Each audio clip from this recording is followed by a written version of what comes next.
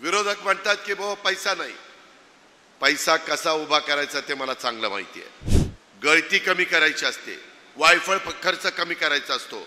काटकसरीने जसं तुम्ही तुमचा संसार प्रपंच काटकसरीने करता तसं आम्ही देखील भुजबळ साहेब, मी, बाकीचे सगळे सहकारी 13 कोटी जनतेचा कारभार प्रपंच आम्ही चालवतो की हे सरकार आलं की संविधान बदलणार, हे सरकार आलं की त्याच्यामध्ये आरक्षण काढून टाकणार, आपलं नुकसान करणार, कायदा बदलणार। दादांत खोटं। कांद्यांनी वांदा केला, आमचे डोळे उघडले, त्याच्यामध्ये आम्ही आता सरकारला केंद्राच्या सांगितलंय कांदा निर्यात बंदी करायची नाही। काही ना काही खोटं नाटक सांगतील, विश्वास ठेवू नका। एकदा तरी आमच्यावर विश्वास ठेवून बघा, आम्ही शब्दाचे पक्के आहोत। सुरुवातीलाच आज खऱ्या अर्थाने राष्ट्रवादी काँग्रेस पक्षाने जनसन्मान यात्रा सुरू केलेली आहे आणि त्या जनसन्मान यात्रेच्या निमित्तानं मी माझ्या मायमाऊलींच्या, माझ्या लाडक्या बहिणींच्या समोर संवाद साधण्याच्या करता इथं आवर्जून आलेलो आहे। आल्यानंतर ज्या उत्साहाने माझ्या मायमाऊली भगिनी आणि बांधवांनी स्वागत केलं त्याबद्दल मी आपल्याला सगळ्यांना मनापासून धन्यवाद देतो, आपले मनापासून आभार देखील मानतो। आज तुमचा आशीर्वाद घेण्याच्या करता, तुमचं पाठबळ मिळवण्याच्या करता महायुतीच्या सरकारच्या माध्यमातून ज्या काही योजना आम्ही तुम्हाला दिलेल्या आहेत त्या योजनेचा लाभ तुम्हाला मिळावा, त्याच्यातनं तुम्हाला बळ मिळावं, त्याच्यातून तुम्ही सक्षम व्हाव्यात, तुमचं सबलीकरण व्हावं, हा त्या सर्व गोष्टीच्या मागचा उद्देश आहे। पण आजचा दिवस एक आगळा वेगळा दिवस आहे। आज नागपंचमीचा दिवस आहे। मी या निमित्तानं शेतकऱ्यांचा मित्र असणाऱ्या नागराजाचं कृतज्ञतापूर्वक स्मरण करतो। नागपंचमीच्या आपल्याला मनापासून शुभेच्छा देखील देतो। आज ऑगस्ट क्रांती दिन आहे। 9 ऑगस्टला चले जाओ भारत छोडो अशा प्रकारचा नारा ब्रिटिशांना देण्याचं काम महात्मा गांधींच्या मार्गदर्शनाखाली झालं, नेतृत्वाखाली झालं। त्या निमित्तानं देशाच्या स्वातंत्र्य प्राप्तीसाठी ज्यांनी त्या काळामध्ये हौतात्म्य पत्करलं, तुरुंगवास भोगला, संघर्ष केला, त्या सर्व वीरांच्या कार्याचं मी आज आपल्या सगळ्यांच्या साक्षीनं स्मरण करतो, त्यांना देखील अभिवादन करतो।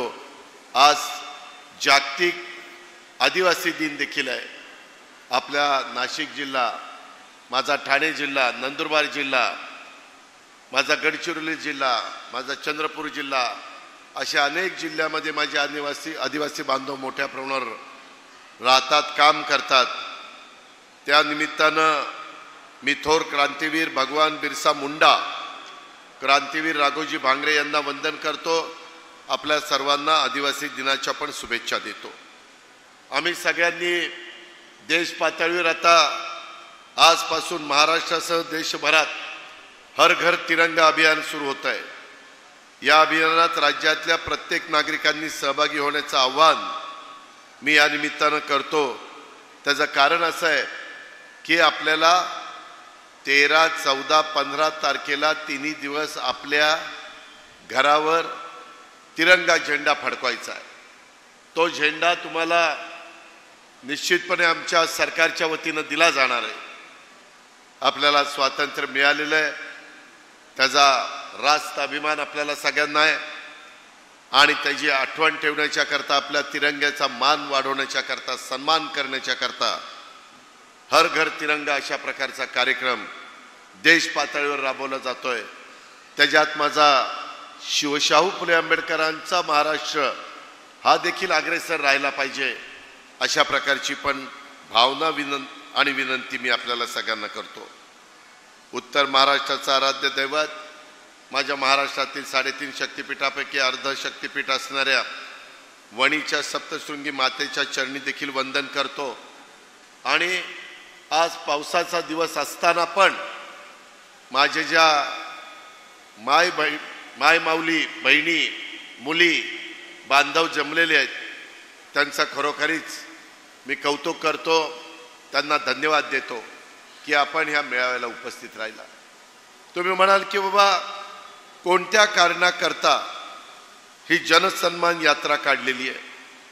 ती जनसन्मान यात्रा काढण्यामागचं कारण खरं जर सांगायचं म्हटलं तर माझ्यासारखा इथं बसणाऱ्या मान्यवरांच्या सारखा जनसेवक, आमचं सगळ्यांचं म्हणणं जनता हीच देव असते आणि तुम्ही दिलेली शक्ती हीच आमची दैवी शक्ती आहे, जी मागच्या अनेक वर्षापासून तुम्ही आमच्या पाठीशी ठामपणे उभा आहात. आपल्याला सर्वप्रथम समजून घ्यावं लागेल की बाबा ह्या यात्रेचं नाव राष्ट्रवादी काँग्रेस पक्षाने जनसन्मान यात्रा का ठेवलं. यावर्षी मी जो अर्थसंकल्प महाराष्ट्रातल्या 13 कोटी जनतेला सादर केला त्यात मी माझ्या मायमाऊलींच्या करता, भगिनींच्या करता, महिलांच्या करता, युवक युवतींच्या करता, शेतकरी वर्गाच्या करता अशा अनेक प्रकारच्या योजना आणल्या. त्याच्यातल्या काही योजना आता लोकप्रिय होत चाललेल्या आहेत. जसं मला आल्यानंतरच चित्र स्पष्ट दिसलं, येताना ज्या उत्साहाने महिला हातात हात देत होत्या, इथं आल्यानंतर राख्या बांधत होत्या, त्याच्यामध्ये मला सांगत होत्या की आम्ही माझी लाडकी बहीण अर्ज भरलेला आहे. त्याच्या संदर्भामध्ये त्यांच्या चेहऱ्यावर समाधान पाहायला मिळत होतं. बरेच दिवस मनामध्ये भावना होती की बाबा आपण 10 अर्थसंकल्प आजपर्यंत सादर केले, परंतु त्याच्यामधनं महिलांच्या करता काही देण्याचा प्रयत्न आम्ही जरूर केला. तुम्हाला मान सन्मान प्रतिष्ठा प्राप्त करून दिली, सत्तेमध्ये सहभागी करून घेतलं. महिला बचत गटाच्या माध्यमातून ती महिला आर्थिक बाबतीत देखील स्वतःच्या पायावर उभी कशी राहील हाही प्रयत्न आम्ही केला. परंतु समाजामध्ये फार मोठा वर्ग आहे जो आम्ही बघत असतो की तो त्या महिला स्वतःच्या पोटाला चिमटा घेऊन आपल्या मुलांच्या करता, मुलींच्या करता, आपल्या पतिदेवाच्या करता ते त्या ठिकाणी पैसा खर्च करत असतात. स्वतः करता तिच्या मनामध्ये काही भावना आली की आपण आपल्या करता खर्च करावं तर ते नाही खर्च करत. तिची नाही परिस्थिती तशा पद्धतीची. अशा प्रकारचं एकंदरीत चित्र बाबांनो आहे. महिलांनो, हे सगळं आम्ही बघत होतो. आमची खुरपणीला जाणारी महिला, काचा गोळा करणारी, कचरा गोळा करणारी, झाडू पोतना करणारी, धुणं भांडी करणारी गरीब महिला. आत्ताही मी काही महिलांना सर्टिफिकेट दिलं, पत्र दिलं, त्याच्यामध्ये तिचे मिस्टर ड्रायव्हर आहेत. ती महिला घरी काम करते, जिला हाऊसवाईफ म्हणतात, घरकाम स्वतःचं करायचं. अशा अनेक प्रकारच्या महिला ह्या ह्याच्यामध्ये आहेत. महिलांनो, आम्ही अंदाज केला की साधारण 2.5 कोटी महिला गरीब 2.5 लाखाच्या आतमध्ये उत्पन्न असणाऱ्या मिळणार आणि त्यांना दर महिन्याला 1500 रुपये द्यायचे. हा जुलै महिना संपला, ऑगस्ट महिना सुरू आहे. फॉर्म भरतायत. महिला म्हणतात की दादा ऑनलाईन कधी कधी बंद पडतंय, लोड येतोय, फॉर्म जास्त आले तर ते चालत नाही. त्याकरता देखील IT ला आम्ही सांगतोय की ते दुरुस्त करा. दुरुस्त होतंय. पुन्हा फॉर्मची संख्या जास्त आल्यानंतर काही गडबड होतीये. परंतु एकदा तुमचं आधार कार्डशी लिंकअप ते झाल्यानंतर ती अडचण राहणार नाही. काही महिलांनी बँक ऑफ इंडियामध्ये, बँक ऑफ बरोडामध्ये वेगवेगळ्या ठिकाणी फॉर्म भरलेले, खातं खोललेलं आहे. महिलांनो, आज तुम्ही 19 तारखेला रक्षाबंधन असलं तरी मला रक्षाबंधनाच्या निमित्तानं राख्या बांधलेल्या आहेत. भावाचं आणि बहिणीचं काय नातं असतं हे उभ्या महाराष्ट्राला नाही तर उभ्या देशाला माहिती आहे. म्हणून माझी तुम्हाला विनंती आहे की मी आज तुमच्याकडे येत असताना काल माझ्याकडे फाईल आलेली होती की आपल्या महिलांना माझी लाडकी बहीण योजनेच्या मार्फत 1,500 जुलैचे, ऑगस्टचे 1,500 असे 3,000 ते पैसे देण्याच्या करता 6,000 कोटीची फाईल माझ्याकडे आली होती. मायमाऊलींनो, बहिणींनो, मला आनंद आहे. त्या फाईलवर सही करत होता असताना मला तुमचे हसरे चेहरे, तुमच्या चेहऱ्यावरचं समाधान दिसत होतं. मी 1 मिनिटात सही केली. आता 17 तारखेला तुमच्या अकाउंटला 3,000 रुपये त्या ठिकाणी मिळणार. माझी विनंती आहे तुम्हाला, ते 3,000 रुपये तुमच्याकरता खर्च करा. काही तुमचंही स्वप्न आहे ना, तुमच्याही काही आशा आकांक्षा आहे ना, तुमच्याकरता त्या ठिकाणी खर्च करा ना. बाकीचा तर खर्च तुम्ही करतातच, हे तुमच्या करता आहे, तुमच्या अकाउंटला आहे, दुसऱ्याच्या हातात जाणार नाही. तुम्ही ते पैसे काढले तर तुम्हाला मिळणार आहेत. तुम्ही चेक तो दुसऱ्या कुठल्या कामाला दिला तर ते तुम्हाला मिळणार आहे. माझी विनंती आहे, हे आम्ही फार कष्टाने फार विचारपूर्वक केलेलं आहे. विरोधक आरोप करतात, अरे एक चुनावी जुमला आहे, 2 वेळेला देतील, 3 वेळेला देतील, नंतर देणार नाहीत. हा अजितदादाचा वाद आहे. मी सगळ्या ज्येष्ठ मान्यवरांच्या साक्षीनं सांगतो, माय माऊलींनो, बहिणींनो, हे पैसे आपल्याला कायम माझ्या भगिनींना द्यायचेत, आमच्या मातांना मायमाऊलींना द्यायचेत, माझ्या मुलींना द्यायचेत. आणि त्याकरता तुम्हाला एक मात्र करावं लागेल, उद्याच्या काळामध्ये पुन्हा महायुतीचं सरकार निवडून येण्याच्या करता प्रयत्न करावे लागतील. त्याकरता जिथं घड्याळाचं चिन्ह घेऊन उमेदवार असतील तिथं घड्याळाला मतदान करावं लागेल, जिथं धनुष्यबाण असेल तिथं धनुष्यबाणाला, जिथं कमळ असेल तिथं कमळाला. कारण ती जबाबदारी आम्ही घेतलेली आहे. विरोधक म्हणतात की बाबा पैसा नाही, पैसा कसा उभा करायचा ते मला चांगलं माहिती आहे. आज 35,000 कोटीची तरतूद केलेली आहे. आपल्याला जीएसटीचा जो टॅक्स मिळतो तो दरवर्षी 30-40 कोटीनं वाढतोय. आपल्याला एक्साईज ड्युटी तो पैसा वाढतोय. गळती कमी करायची असते, वायफळ खर्च कमी करायचा असतो. काटकसरीनं जसं तुम्ही तुमचा संसार प्रपंच काटकसरीनं करता, तसं आम्ही देखील, भुजबळ साहेब, मी, बाकीचे सगळे सहकारी, 13 कोटी जनतेचा कारभार प्रपंच आम्ही चालवतो. तिथं आम्ही काटकसर केली की त्याच्यातही मदत होऊ शकते. तुम्हाला माहिती आहे, मी तुमच्या पुढं बोलतोय, मी अर्थसंकल्प किती लाख कोटीचा सादर करतो, 6.5 लाख कोटीचा अर्थसंकल्प सादर करतो. 6.5 लाख कोटीच्या अर्थसंकल्पामध्ये माझ्या मायमाऊलींच्या करता, माझ्या भगिनींच्या करता 45,000 कोटी रुपये बाजूला काढणं मला अशक्य आहे? सहज शक्य आहे, म्हणून तर योजना आणली आहे. तेवढी धमक आणि तेवढी ताकद आमच्यामध्ये आहे, तेवढ्या करण्याची क्षमता आमच्यामध्ये आहे. म्हणून मायमाऊलींनो लक्षात ठेवा, लोक निवडणुकीच्या निमित्तानं वेगळ्या पद्धतीचं वातावरण तयार करतात, खोटं नाटं सांगतात. जसं लोकसभेच्या निवडणुकीच्या निमित्तानं माझ्या मागासवर्गीयांना, माझ्या आदिवासींना सांगितलं की हे सरकार आलं की संविधान बदलणार, हे सरकार आलं की त्याच्यामध्ये आरक्षण काढून टाकणार, आपलं नुकसान करणार, कायदा बदलणार. दादांत खोटं. अहो, घटनेचे शिल्पकार डॉक्टर बाबासाहेब आंबेडकरांनी एवढं चांगलं संविधान, एवढी चांगली घटना, एवढा चांगला कायदा आपल्याला दिलेला आहे. त्या कायद्याचं आपण पालन करतोय. किती कुणी मोठ्या बापाचा असला तरी देखील त्याला तेच कायदा, आणि गरीबातल्या गरीब माणसाला देखील तोच कायदा, हे बाबासाहेबांनी दिलेलं संविधान आणि कायदा आहे. त्याचा आपल्याला आदर आहे. पण खोटं सांगितलं, मागासवर्गीय आदिवासी समाज आमच्यापासून जरा बाजूला गेला. इथं माझे मुस्लिम बांधव बसलेले आहेत, काही माझे अफजलबाई शेख इथं बसलेत, लासलगावचे सरपंच. त्याच्यामध्ये देखील सकाळी सकाळी रांगा लागल्या. आमच्या महायुतीच्या विरोधामध्ये मतदान सुरू झालं. मलाही काही कळे ना. सुनील तटकरे उभे होते, त्यांच्याही मतदारसंघात मोठ्या प्रमाणावर मायनॉरिटी आहे, माझ्या मतदारसंघात आहे.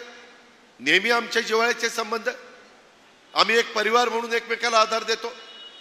परंतु काहींनी सांगितलं की अशा पद्धतीनं हे सरकार आलं, जे आता केंद्रात आलं, ते आल्यानंतर तुम्हाला इथनं बाहेर काढतील, पाकिस्तानमध्ये पाठवतील, बांगलादेशमध्ये पाठवतील. काही सांगितलं.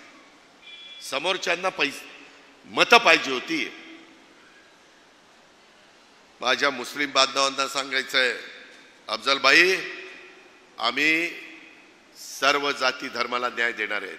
हिंदवी स्वराज्याची स्थापना ज्यावेळेस छत्रपती शिवाजी महाराजांनी केली आहे, त्यावेळेस 18 पगड जाती 12 बलुतेदारांना घेऊन हिंदवी स्वराज्याची स्थापना केली. त्याच्यात मुस्लिम पण लोक होते, हे आम्ही विसरू शकत नाही. हे सर्व धर्म समभाव, सेक्युलर विचार, शाहू फुले आंबेडकरांचा विचार, हे घेऊन आम्ही चाललोय.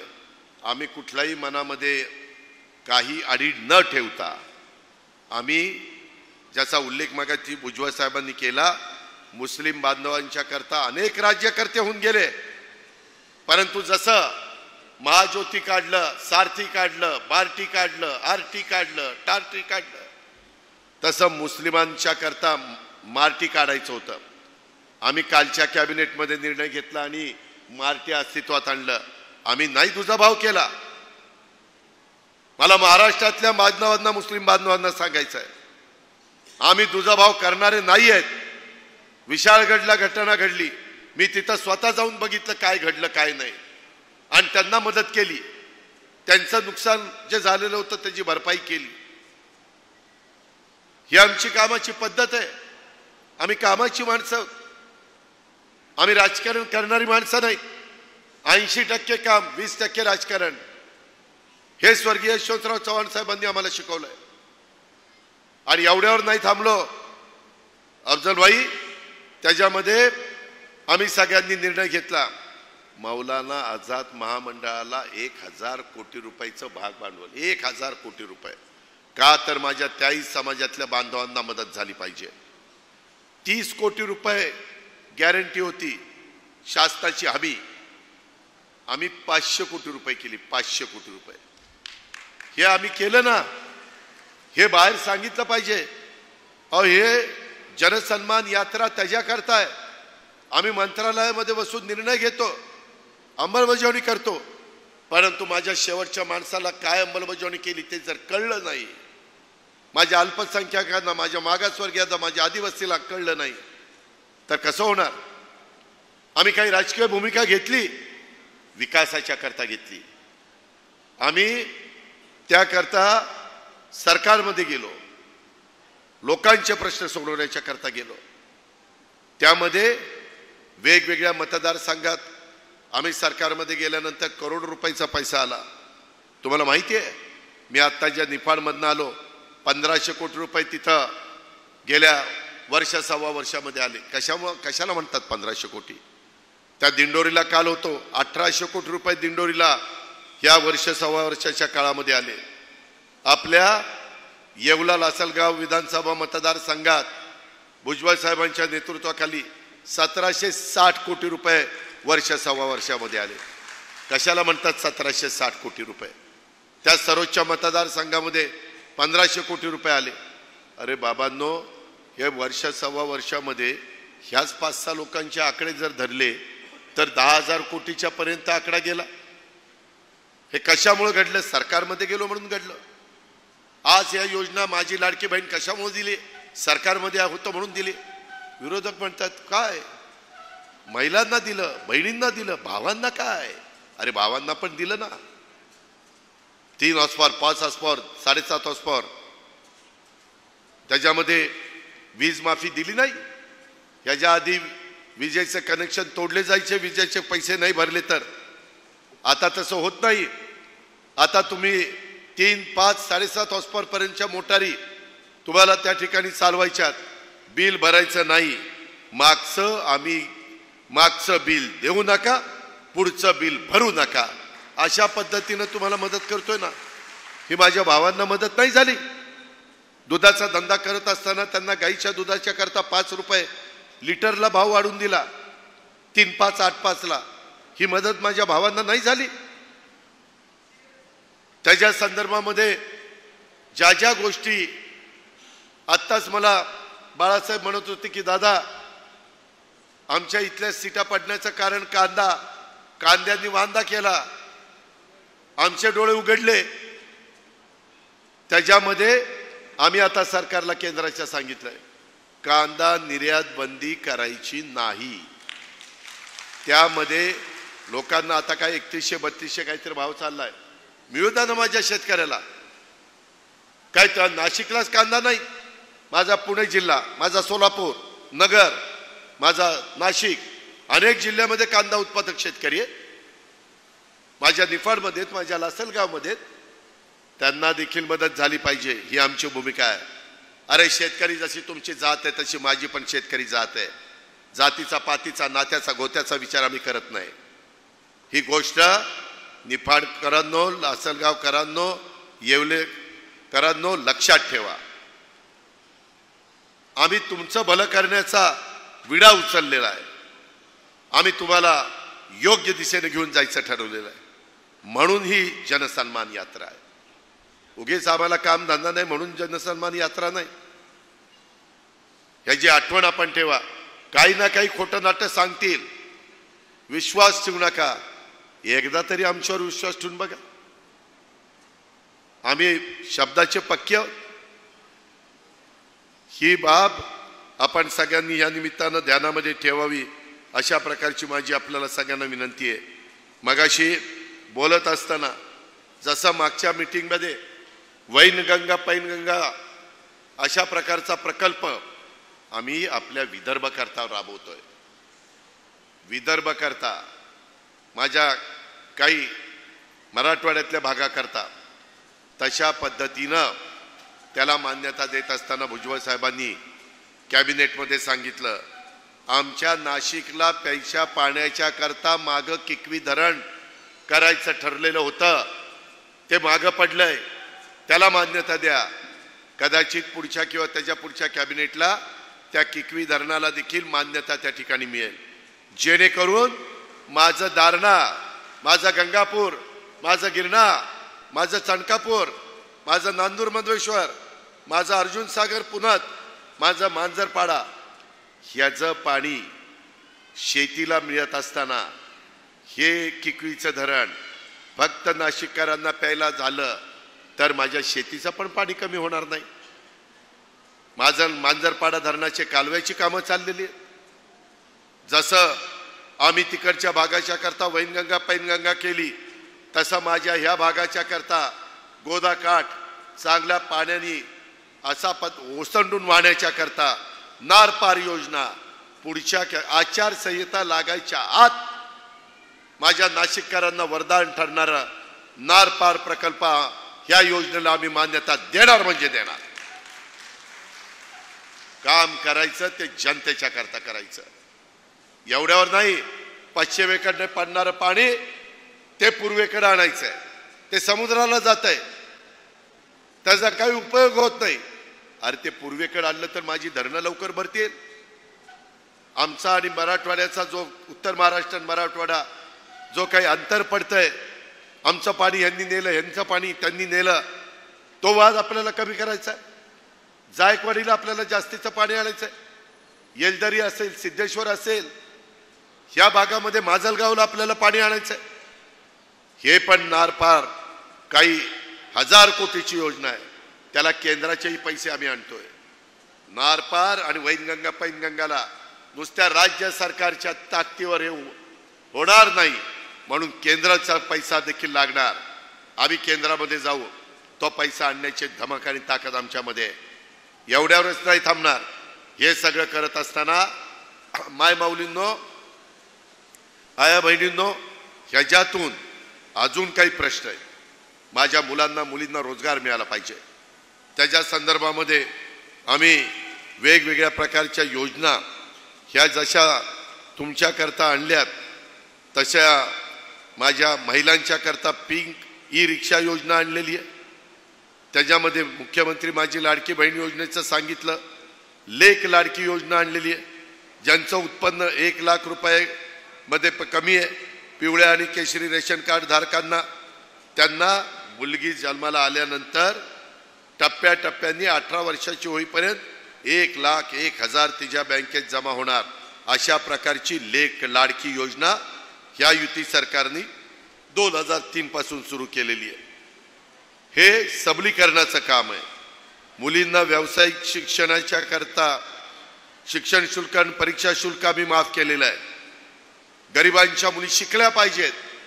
आदिवासी आणि मागासवर्गीयांच्या शिकू शकतात, परंतु माझे मुस्लिम बांधव, माझे ओबीसी बांधव, माझे सर्वसाधारण समाजात मोडणारे, ह्यांना गरीब असतील तर त्यांच्या मुलींनी काय करायचं? शिक्षण सोडायचं? नाही सोडायचं. त्यांच्याकरता 100% फी भरण्याचा आम्ही क्रांतिकारी निर्णय घेतला. आता तुमच्या गरीबाच्या मुलीला जेवढं शिक्षण द्यायचं आहे कॉलेजचं ते द्या. त्यांची फी राज्य सरकार भरेल, तुम्ही काळजी करू नका. ती म्हणली मला डॉक्टर व्हायचा, डॉक्टर केला तिला टाका. ती म्हणली पायलट व्हायचं, पायलट करा. ती म्हणली इंजिनियर व्हायचं, इंजिनियर करा. ती म्हणले सीए व्हायचं, सीए करा. ज्याच्यात त्या मुलीला आवड असेल आणि ते शिक्षण घेऊन त्या घरची लक्ष्मी म्हणून ती घराला पुढे आणणार आहे, ती स्वतः आर्थिक सक्षम होणार आहे, सबल होणार आहे. ते काम आपल्याला करायचं आहे. ती योजना आपण तुमच्याकरता आणली. 3 गॅस सिलेंडरची योजना भुजबळ साहेबांनी सांगितली. मागेल त्याला सौर ऊर्जा पंप. माझ्या शेतकऱ्यांना इथून पुढं लाईट गेली, लाईट आली, यावेळेस दिवसा घ्या, आता रात्री घ्या.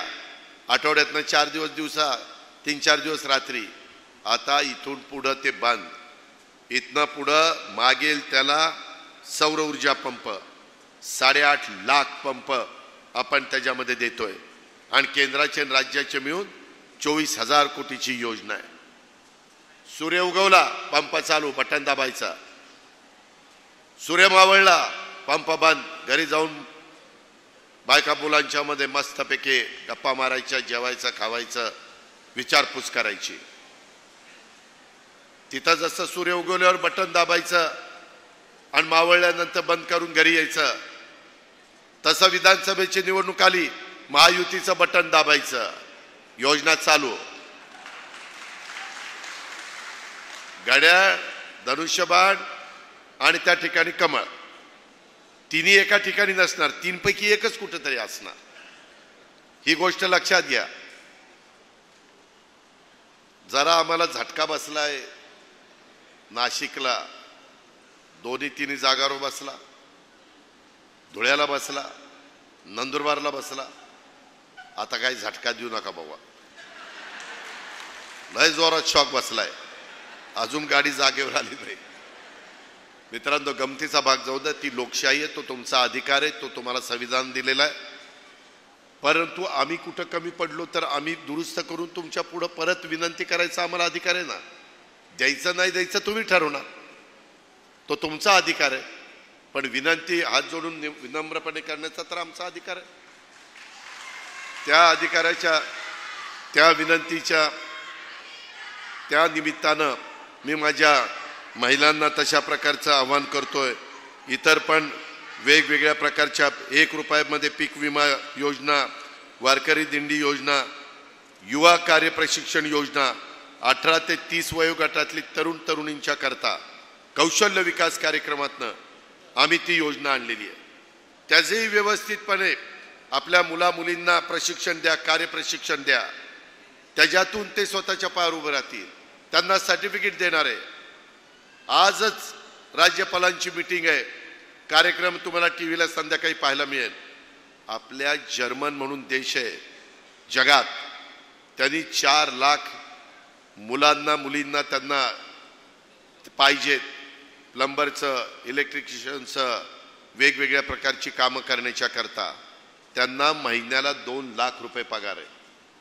आणि तशा प्रकारची मुला मुलींची तयारी करून ज्या आई वडिलांना त्यांच्या मुलांना पाठवायचं असेल, मुलींना पाठवायचं असेल, तर तशा पद्धतीनं आपले दीपक केसरकर शालेय शिक्षण मंत्री आणि सचिव जाऊन तिथं करार करून आलेले आहेत.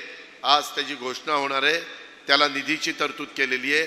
त्यांनी तो जर प्रशिक्षण घ्यायचं आहे, थोडीशी जर्मन भाषा शिकण्यासारखं त्यांना किमान आलं पाहिजे.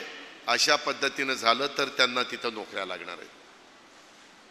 75,000 कोटी, पाऊण लाख कोटी वाढवण बंदर, पोर्ट हे मंजूर केलेले आपल्याला केंद्र सरकारने. हे आरोप करतात इथल्या योजना की दुसरीकडे चालल्या, नाही चालल्या. ते बंदर आपलं मंजूर झालंय, तिथं 10-12 लाख लोकांना नोकऱ्या मिळणार आहेत. पालघरला, ठाण्याच्या जवळ टोयोटा किर्लोस्कर कंपनी आता आपल्या संभाजीनगरला मराठवाड्यात येते. जी बेंगलोरला मूळ कंपनी आहे त्याचे ब्रँच आता तिथं आपण आणतोय. इतर 2 कंपन्या जिंदालच्या बाहेर राज्यामध्ये जाणार होत्या, त्यांना आपण विनंती केली सज्जन जिंदलला. 40,000 कोटीच्या 2 कंपन्या आपल्या महाराष्ट्रात आपण आणतोय. परवा तुम्ही बघितलं असेल, आम्ही गडचिरोलीला गेलो. तिथं मोठ्या प्रमाणावर स्टील तयार करण्याचा रॉ मटेरियल मिळालेलं आहे, खनिज मिळालेलं आहे, तिथं प्लांट लावलेले. लासलगावकरांनो, परवा मी तिकडे गेलेलो होतो. मी देवेंद्रजी उद्घाटन करायला, भूमिपूजन करायला, उद्घाटन नाही भूमिपूजन, तिथं एक कंपनी आलेली आहे लॉइड्स म्हणून. ती कंपनी तिथल्या आदिवासी मुलींना मुलं तर काम करतातच, मुलींना ती मोठी गाडी असते ना, हायवा चालवतायत. आदिवासी मुली हायवा चालवतात, भरलेल्या गाड्या त्या तिथं नेतात, रिचवतात, पुन्हा खाली गाड्या वर घेऊन जातात. मी त्या सगळ्या मुलींशी बोललो, इतक्या व्यवस्थितपणे ड्रायव्हिंग करतात, पगार चांगले. ते म्हणले, दादा ह्याच्या आधीच्या मागच्या काळात आम्हाला कुठेतरी चुकीच्या गोष्टी कराव्या लागायच्या, आता आम्हाला रोजगार मिळतो. प्रत्येक मुलीच्या घरात मोटरसायकल आली, ती सकाळी मोटरसायकल चालू करतील, त्या लॉइड कंपनीमध्ये जातील. तिथं शिक्षणाची सोय केली आदिवासी बांधवांच्या करता, मुलींच्या करता. तिथं फार चांगला कार्यक्रम चाललेला आहे. माझी विनंती आहे, जर कधी संधी मिळाली तर जा. आदिवासी समाजातल्या मुलींना दर्जेदार शिक्षण दिल्यानंतर स्वतःच्या पायावर त्या कशा उभ्या राहू शकतात, तेवढी धमक, तेवढी ताकद, तेवढी क्षमता त्या मुलीमध्ये आहे, त्या मुलामध्ये. त्यांना रस्ता योग्य दाखवला पाहिजे. तो योग्य रस्ता दाखवण्याच्या करता राष्ट्रवादी काँग्रेस पक्षाची ही जनसन्मान यात्रा आहे. त्याकरता आम्ही तुम्हाला भेटायला आलेलो आहे, हे सांगायला आम्ही तुम्हाला आलेलो आहे. ह्याची जाणीव आपण सर्व माझ्या आया बहिणींनी, माय माऊलींनी त्या ठिकाणी ठेवावी.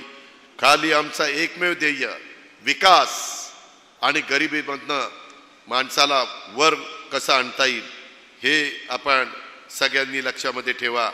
आणि निश्चितपणे इतर लोक वेगवेगळ्या प्रकारचं राजकारण करतात, त्यावर काही लोक आम्हाला शिव्या शाप देतात. मला आत्ताच एक जण मुलाखत घेत होता, मी म्हटलं मला विरोधकांवर टीकाच करायची नाही. आमच्या एवढ्या चांगल्या योजना आम्ही आणल्यात, त्याच आम्हाला आमच्या बायबापड्यांच्यापर्यंत पोचवायच्यात, माय माऊलींच्यापर्यंत पोचवायच्यात, माझ्या बहिणीपर्यंत पोचवायच्यात, माझ्या मुलीपर्यंत मला पोचवायच्यात, माझ्या भावंडांच्यापर्यंत मला पोचवायच्यात. ते आमचं काम आहे, ते व्रत आम्ही स्वीकारलेलं आहे. आणि ह्या पद्धतीनं ही जनसन्मान यात्रा सुरू झालेली आहे. त्या लोक विरोधक काय टीका टिप्पणी करतील, काय नावं ठेवतील, त्यांच्यामध्ये आणि आमच्यामध्ये फरक आहे. ते राजकारण करतात आणि आम्ही काम करतो, आमचं काम बोलतोय, आमचा विकास बोलतोय. ही गोष्ट देखील आपण विसरता कामा नये. माझं तुम्हाला वचन आहे, अजित दादाचं वचन आहे, तुम्हाला लाभ आणि बळ हे देण्याचं हा दादाचा वादा आहे. हा वादा कधी कुठेही कमी पडणार नाही किंवा हा वादा फसवा नाही, हा वादा पक्का आहे. फक्त तुमचे आशीर्वाद आणि तुमचं पाठबळ हे मात्र मिळालं पाहिजे. अशा प्रकारची विनंती, अशा प्रकारची तुम्हाला सगळ्यांना आव्हान मी आजच्या सभेच्या निमित्तानं करतो. वयोश्री देखील एक योजना आम्ही आणलेली आहे, परंतु वेळ पण बराच झालेला आहे. खूप काही योजना आम्ही आणलेल्या आहेत, एवढ्यावर आम्ही थांबलो नाही. आम्ही कोतवालाचं मानधन 7,500 रुपये होतं, आता महाराष्ट्रातल्या सगळ्या कोतवालांचं मानधन 15,000 रुपये केलेलं आहे. पोलीस पाटलाचं 6,500 होतं, पोलीस पाटलाचं पण 15,000 रुपये केलं. आशा वर्करचं 5,000 रुपये होतं, त्यांचं आता 10,000 रुपये केलेलं आहे. अंगणवाडी सेविकांचं 8,325 होतं, त्यांचं 10,000 केलं आणि त्यांना फोन दिलाय. अजून अंगणवाडी सेविकांची मागणी आहे, भावाच्या नात्याने ती पूर्ण करण्याचं काम आम्हीच करणार, दुसरं कोण करणार नाही. आणि आशा वर्करच्या वरच्या देखील महिलांना, त्याच्यामध्ये आशा वर्करच्या वर कोण असतं, त्यांना पण काही मागणी आहे, त्यांची वाढ कमी झालेली आहे. CRP काय त्यांनाही आम्ही देणार आहे. हे सर्वसामान्यांचं सरकार आहे, हे समाजाला देणारं सरकार आहे. ह्याची खुणगाठ आपण सगळ्यांनी मनामध्ये बाळगा आणि खऱ्या अर्थाने उद्याच्या येणाऱ्या विधानसभेच्या निवडणुकीच्या निमित्तानं पुन्हा एकदा आम्हाला तुमची सेवा करण्याची संधी, आम्हाला तुमची कामं करण्याची संधी, आम्ही ह्या योजना आणल्यात, ह्या योजना पुढेही वर्षानुवर्ष चालवण्याची संधी, तुम्हाला तुमचा मान सन्मान करण्याची संधी, तुम्हाला सबल करण्याची संधी, तुम्हाला सक्षम करण्याची संधी आम्हाला द्या, हीच आग्रहाची, नम्रतेची, कळकळीची विनंती करतो आणि आपली सगळ्यांची रजा घेतो. जय हिंद, जय महाराष्ट्र, जय राष्ट्रवादी.